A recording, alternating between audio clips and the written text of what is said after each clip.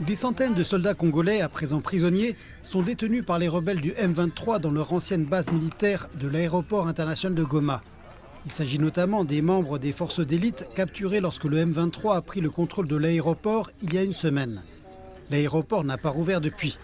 Les traces de fusillades intenses sont visibles dans l'aéroport. Les corps en décomposition des soldats congolais n'ont pas encore été retirés. Un certain nombre de véhicules et d'armes lourdes ont également été capturés. Ceux qui fonctionnent ont été redéployés sur le champ de bataille par le M23. Dans l'un des hangars se trouve un avion d'attaque au sol Su-25 de l'ère soviétique. Ses moteurs sont posés sur le sol. Un lance-roquette se trouve à proximité. De l'autre côté du terrain d'aviation, des dizaines de casques, d'armes, de gilets pare-balles et de roquettes sont entassés devant un entrepôt. Les M23 semblent avoir été moins intéressés par ces objets. Les Nations Unies ont appelé à la réouverture de l'aéroport pour faciliter l'aide humanitaire, mais pour l'instant cela est très improbable. La piste elle-même a été bloquée par des camions et d'autres équipements. Plusieurs camions de l'armée ont été abandonnés. Tout semble indiquer un retrait chaotique.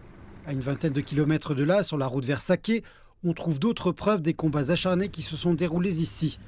Les restes carbonisés d'autres soldats congolais dont l'odeur est insupportable. Il s'agissait d'une ancienne base militaire qui se trouve aujourd'hui aux mains du M23. Ici encore, on trouve des signes d'une fuite précipitée. Des grenades neuves inutilisées, des balles de gros calibre, des obus et des roquettes jonchent le périmètre extérieur de la base. Les traces d'un bombardement intensif sont visibles sur la base.